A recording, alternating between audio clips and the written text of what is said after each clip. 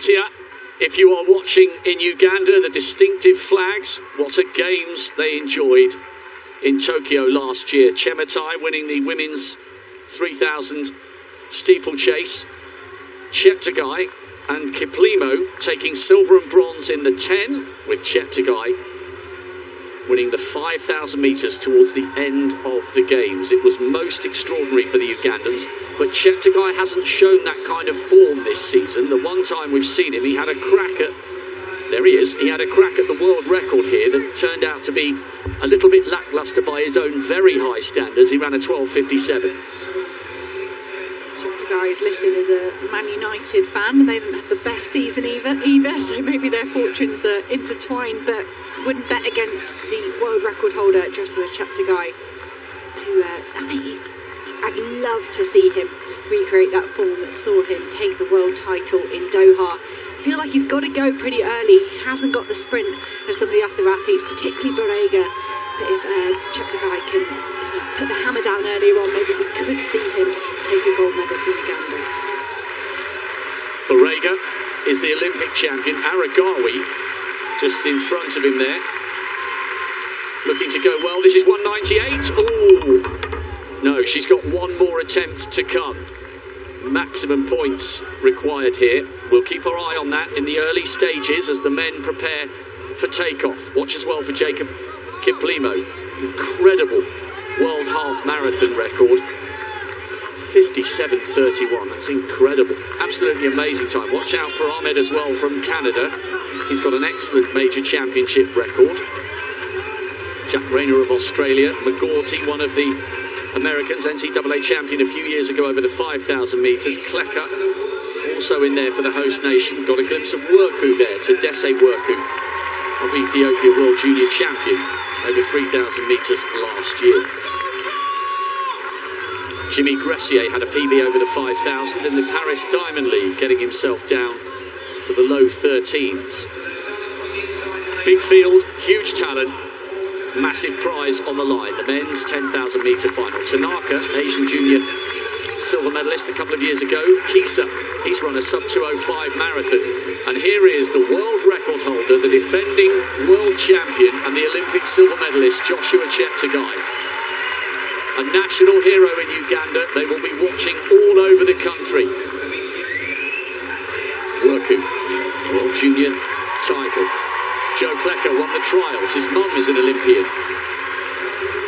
Takaratimana of Burundi, one of two Burundi athletes in this one. Jacob Kiplimo, world half marathon record holder, world half marathon champion, got a bronze behind Cheptegei and Barega last summer.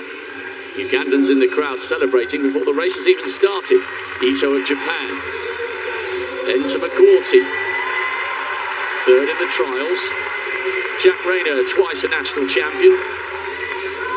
And an area record in March. There's Rogers Quemoy. He made the top 8 of the Olympic final last year. Matteo, third in the Canadian trials. Talbi of Morocco waving to the crowd. There's Patrick Diva, NCAA champion last year. But can Barega do the double? He took the Olympic title last year. He's so fast. 1,500, 5,000 and the 10,000 metres. Mohamed Ahmed, the silver medalist last year over the 5, fast becoming a massive contender come the big stage. Will he take some inspiration from Cameron Rogers, the Canadian just taking silver in the women's hammer? Aragawi is the other Ethiopian who we haven't seen, and Naburi of Kenya. There's Kimeli, former Kenyan, now represents Belgium, 3:36 and a 13:04 man. And there is Aragawi. He won the Diamond League here in 12:50, so my gosh, he can run. Kwizera is the other Burundi athlete, 26:56 over 10k.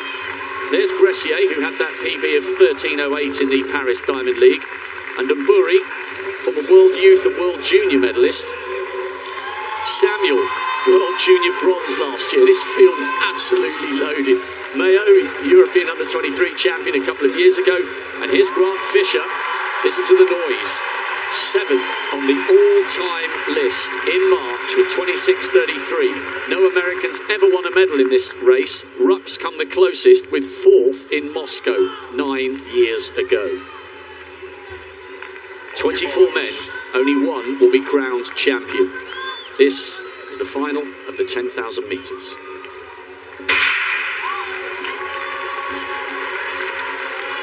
The track equivalent of the marathon gets underway. If you've ever run a 10,000, and I have, not as quickly as these men, I hasten to add, it is a brutal, brutal race. Tough conditions, but a wonderful atmosphere. The crowd here fully appreciative of their distance running.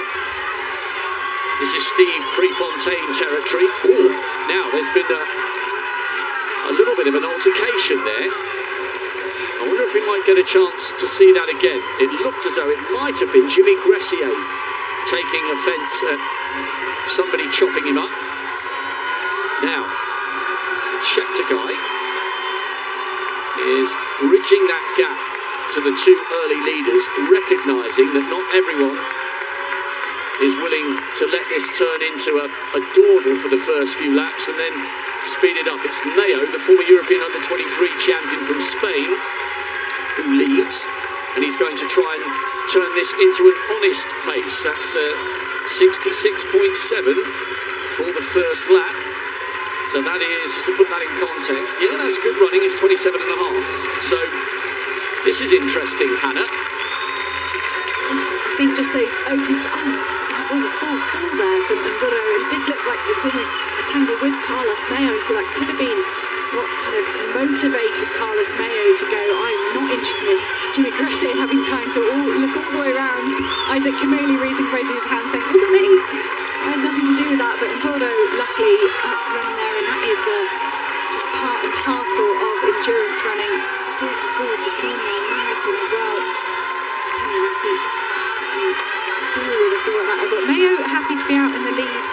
We saw Ailish McColgan, another European athlete, lead the women's 10,000 metres. Look at that, Carlos Mayo is just drifting to the outside there, offering the lead to Grant Fisher. And Grant Fisher went, no thanks mate, I'm alright. I fancy my sprint finish, I don't want to be out there in the lead at this stage.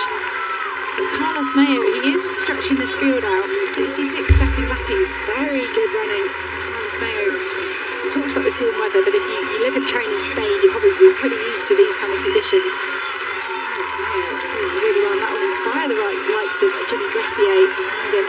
Next to so much in the age groups. First kilometre split in the moment.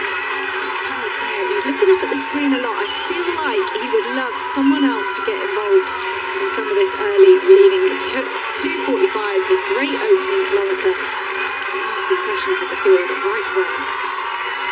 Well, it's bang on 27:30 pace, and he obviously decided before the race began that he didn't want to allow this to turn into a very tactical first half of the race. It's a rather different dynamic to the one that unfolded yesterday in the women's race, and I'm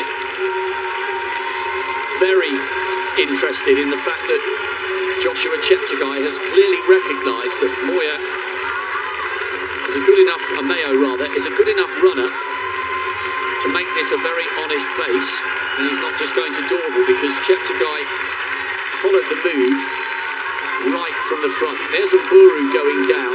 He gets a little clip, might have got involved with Kameli and Werku.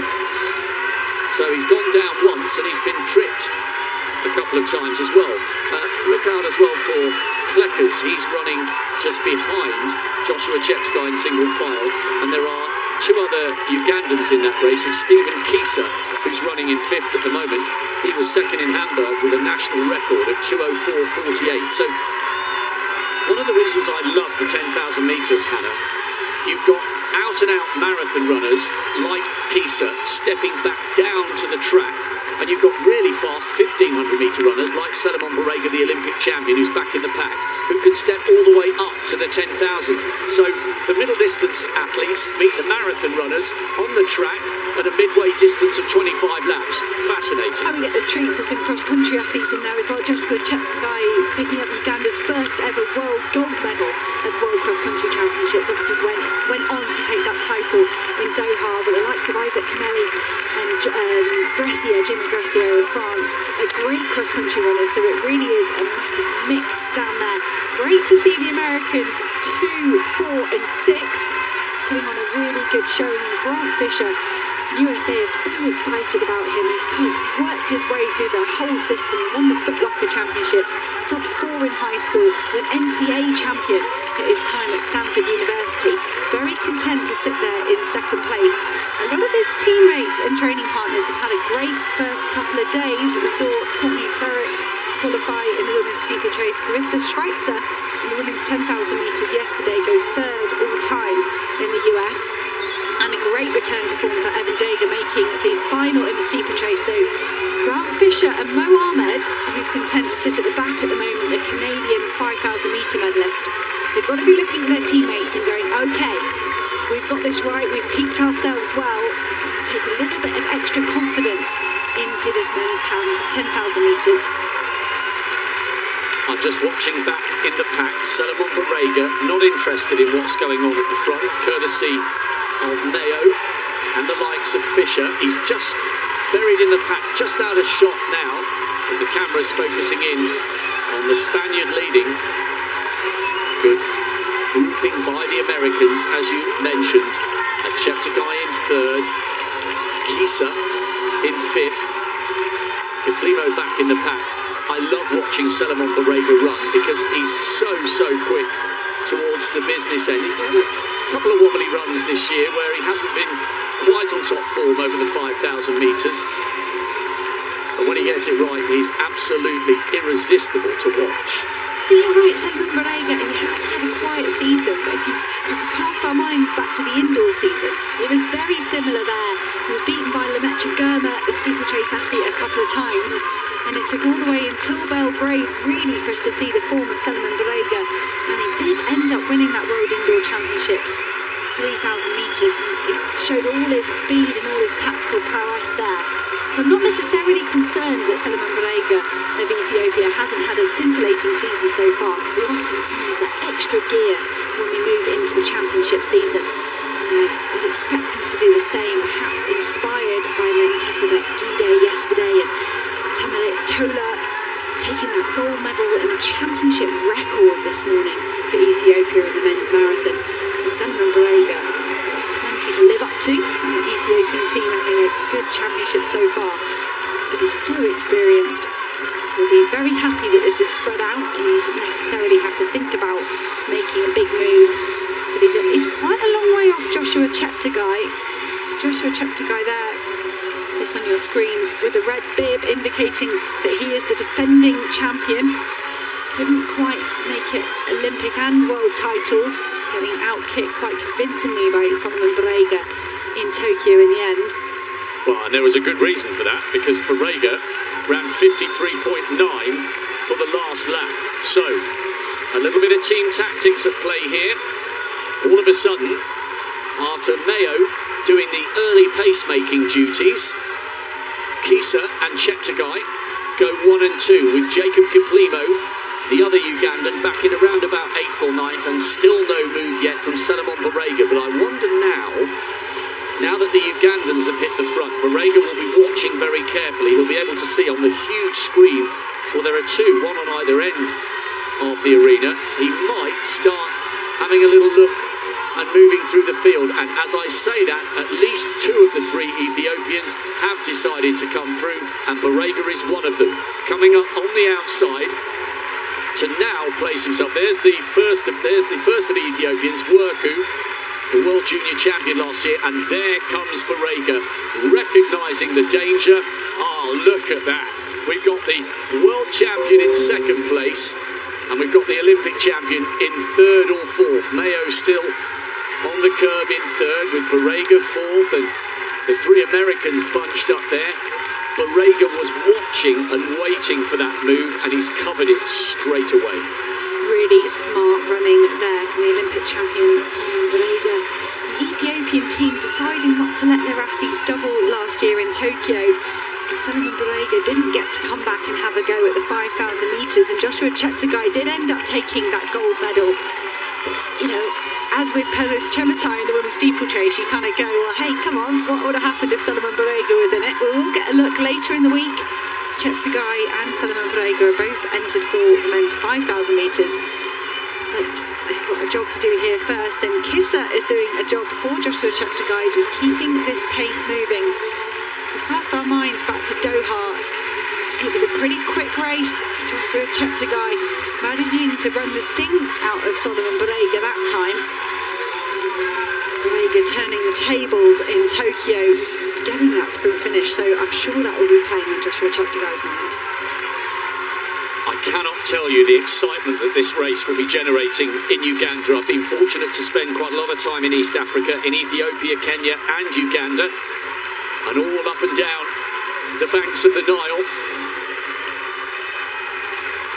In the capital, Kampala, and in Jinja, they'll be cracking open a cold one, and they'll be getting excited to see Kissa running first, and Cheptegei, their hero, in second. But there is a long, long way to go, and there are a lot of high-quality athletes still tracking the two Ugandans, including Solomon Barega. He looks so comfortable. Good run by Mayo, isn't it? Really positive, deciding to go to the front. You know, could be easily intimidated by a race in which we have the world record holder, the Olympic champion, the world champion, and a whole host of area and global medalists. But it's, what have we now? Just 11:11 at 4,000. So they've drifted a little bit, Hannah. They were running pretty much on the nose, 27:30 at 66s.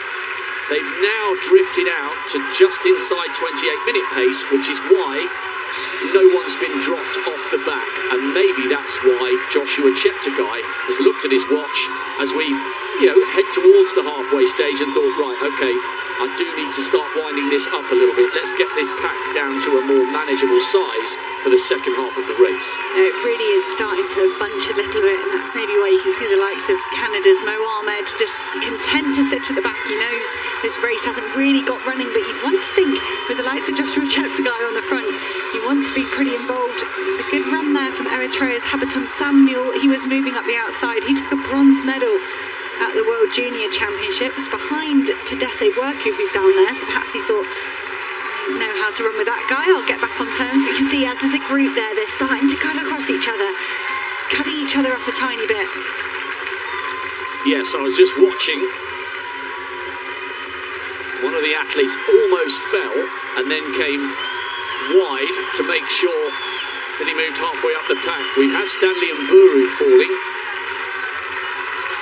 and that's always the danger when you're in these big groups. Heels can be clipped.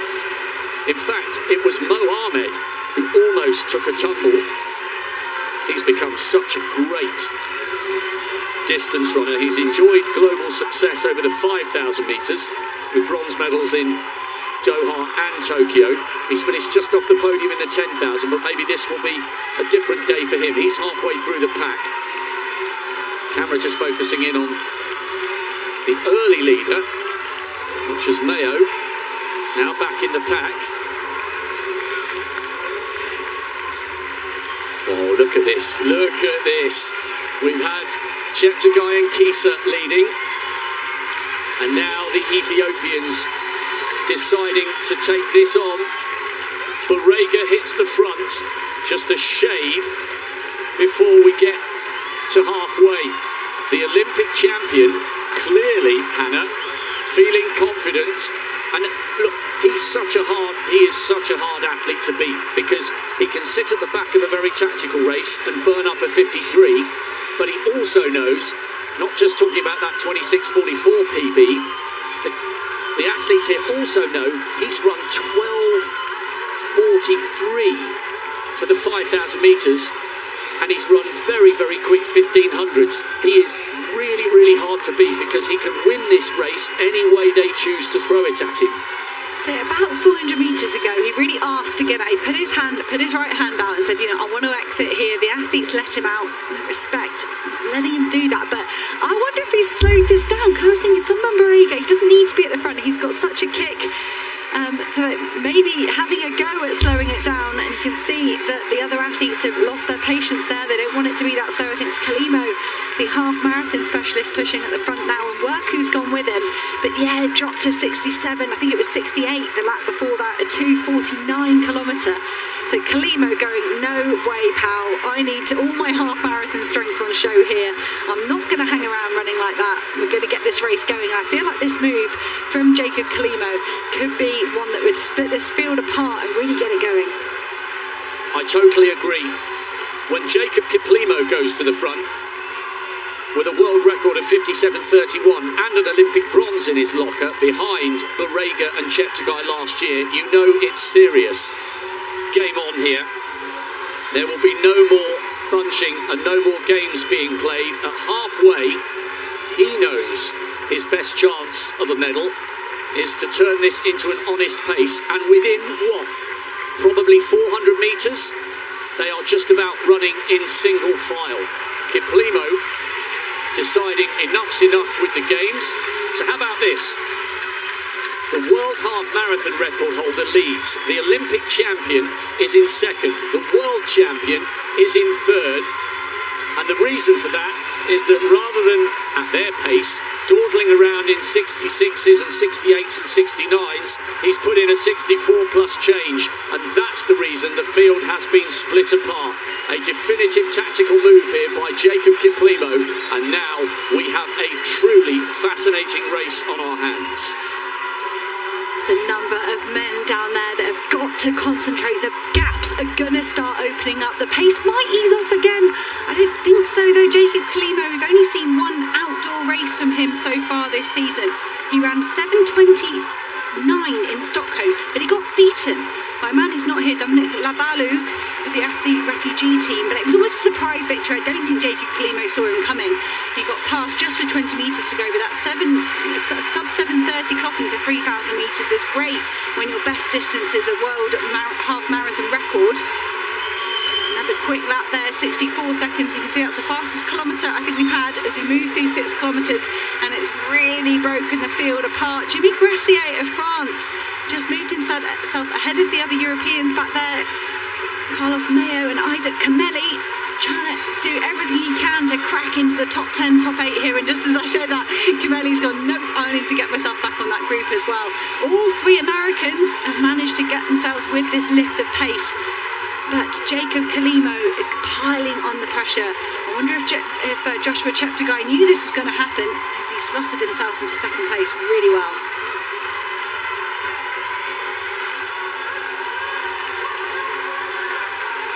Wow, this is turning into a fantastic race. This is real bravery here from Jacob Kiplimo. A 64-second lap right in the middle of a searingly hot 10,000 metres with a seriously hot cast list. And look at that. He's out into lane 2, tucks back in, blocking Worku, the Ethiopian, as Joshua Cheptegei now leads. These two are good friends. They get on well back home in Uganda. There are definite team tactics at play here. And the Kenyans now getting involved in the mix in this lead group. Gressier hanging on nicely just towards the back of that group. You mentioned the Americans. What a story it would be if they could go well. Schwarzer she had a PB yesterday by quite some big margin, didn't she, coming home inside the top 10. So really good running from the American women in the 10,000 metres. But we're watching here the world record holder, the world champion, the world cross-country champion, Joshua Cheptegei, taking on the man who beat him to the Olympic 10,000 metre title last year, Salomon Barega, who is on his shoulder. All 3 medalists from last year are in first, second and third, but they're in a different order. Is that how they will finish? Brilliant images just off the camera shot there. The Ethiopian and Kenyan flags flying high here in the stadium, as well as those from Uganda. The 3 proud East African nations well represented in the crowd. I've just seen a Ugandan flag. This could develop, Hannah, into one of the great 10,000 metre races. Good performance there from Mburo after that early fall and getting tangled up. He's managed to stick with his teammates. All three Kenyans up there, Kemoi, Mateko and Mburo. Their highest finisher was Mateko with Kemoi with 7th place in the Tokyo Olympics. And that would have been devastating for Kenya as a nation. They love to compete at the front of these 10,000 metre races, these endurance races. It's part of their culture and they're so proud. And to see those three Kenyan men up there, could they be working together? Could they be motivating each other to try and live with this pace that's been set by the world record holder? 76, so they've eased off a tiny bit from that 64-second lap, and it's just allowed the rest of these athletes back into the field. But Grant Fisher was going to be the only man that was going to live with this hot pace from that second pack, but just a slight foot off the gas, ever so slightly, for Joshua Cheptegei has just concertinaed this group back together. And every lap that goes by that's outside of that 63-64, Solomon Barega is going to be thinking, thanks very much. Do you remember my sprint finish from Tokyo? If not, you're going to see it in a few laps' time. I think this race might be beginning to play into the hands of Solomon Barega. Good running by Fisher, who, remember, is 7th on the all-time list. Ahmed just behind him has won medals over the 5,000 in the last 2 global races in Doha and in Tokyo. Cheptegei still leads. Gressier coming wide on the outside. Cameras focusing in on the other 2 Americans who are still in that group. Only 6 laps to go now. The world champion leads from the Olympic champion. But this has slowed a fraction. We weren't necessarily expecting this. Now, there are slight question marks with Joshua Cheptegei. He's one of the greats. He's the finest distance runner Uganda has ever produced, arguably alongside Stephen Kiprotich, who won the marathon in 2012. But we've only really seen him on the track once this year when he ran that 12:57. And there are plenty of men in the field who've gone quicker. And there are a lot of athletes queuing up behind the world record holder and the world champion, including the Olympic champion. This looks to me like it's beginning to play into the hands of Solomon Barega. 53.9, remember, that was the run and that was the acceleration that took him to the Olympic title last year in Tokyo, and he is tracking every move. He's like an unwanted shadow on the shoulder of Joshua Cheptegei, and he looks comfortable, the Ethiopian, in 2nd place. Solomon Barega looks full of running. Look at that move from Isaac Kameli there. Has he been inspired by Bashir Abdi's bronze medal this morning in the marathon? That's the highest that we've seen Isaac Kameli so far. So proficient over cross-country, European cross-country championships. He's picked up medals left, right and centre. From Belgium just gliding up into the top 5, perhaps thinking as they've moved through 2 kilometres to go, if he wants to get this race moving, he's got to. Grant Fisher navigating this so well. Klecker beat him in the USA Championships with a fantastic kick. But kicking at your national championships is not the same as kicking at a world championships. Joshua Cheptegei knows that. Barega knows that. It's great to see Tadase Worku, the young Ethiopian, just keeping himself in contact there. Could he convert a world junior medal into a senior medal here? But the Kenyan trio just seem to be really asserting themselves in the middle of this pack. They're really keen to make sure they can live with the attacks from Uganda and from Ethiopia. This is a huge pack. They have 1 mile to go, and everybody is still in it. Everybody, and some other people we wouldn't have expected to be here at this stage. Just inside 4 laps to go in the final of the men's 10,000 metres. The world champion and world record holder Joshua Cheptegei leads, but he has an awful lot of athletes queuing up behind him, and he's just had a little glimpse over his shoulder, and he will have seen the Olympic champion Solomon Barega. Isaac Kameli, the former Kenyan representing Belgium, is there.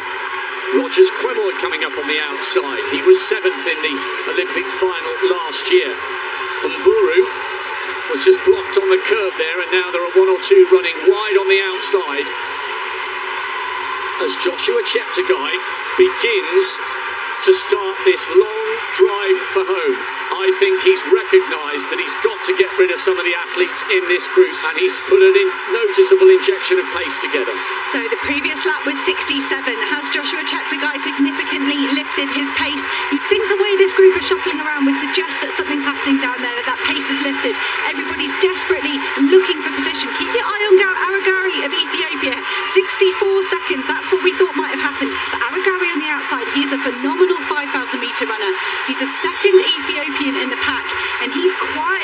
making moves to stay involved. He's got a super sprint finish. Could he be one to watch out for as well? Aragawi still in that group. Jacob Kiplimo is there. Fischer, Klecker for the first time, allowing a little bit of a gap to open up. And they're all starting to jostle for position. We've lost one of the Ethiopians. Tadesse Worku, the world junior champion, is in that little group just to the right-hand side. There's furious jockeying for position going on here. And Barega now leads Umburu. What a story it would be if he won after falling on the first lap. Barega leads. Umburu in second. Aragawi coming up. Cheptegei's got himself a little bit boxed. Diva of Great Britain, quite rightly, moving on the outside. And Stephen Kieser will have to do that soon. He doesn't realise the pack are coming and he's about to get swamped. Getting super congested down there. 3 laps to go, 63. So they've gone 64, 63, and they've got just 2 laps to go. All of these men are jostling for position. There's a lot of 5,000 metre specialists down there. Mo Ahmed doing well to hold on. Near the back there, the Canadian just up the inside of his teammate Grant Fisher. They train together, but Aragawi, he holds the world record for 5,000 metres on the road. Took that record from Joshua Cheptegei, who's just trying to get himself back round the outside of this group. It is only 600 metres to go. Solomon Barega in Tokyo last year, he put in a spurt at the bell, got a gap on the 2 Ugandans, and they could not get back on terms with him. Just 5,000 metres to go. The tactics are going to come down to the wire in this men's 10,000 metres. Inside the last 500 metres. This is a huge group of hugely talented men, and take a second to listen to the noise. It's deafening here at Hayward Field. Who is going to create history? This is the stadium where they say, feel the glory. Any one of these men could win it. You're watching a very, very special race here. Cheptegei, the world champion, the defending champion, driving for glory for Uganda. They'll be on their feet in Jinja, in Kampala, but they're also on their feet in Addis Ababa. Aragawi hasn't been burnt off yet. Barega's in second. Cheptegei opens up a metre. The crowd are roaring for Grant Fisher. No Americans ever won a medal in this race. Cheptegei, the world champion. Can he win it again? Last year, he was burnt up by Solomon Barega.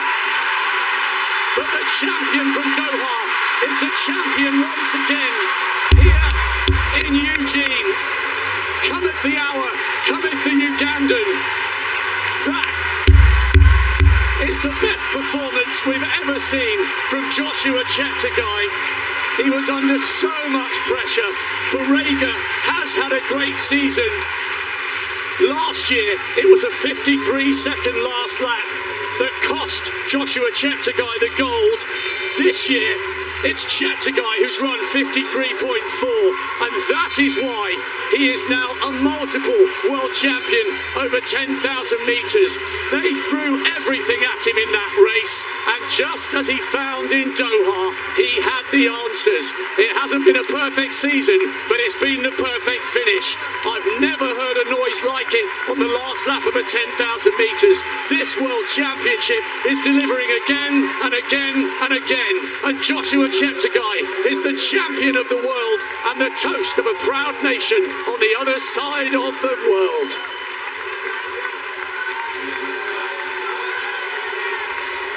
Fantastic first and third for Uganda.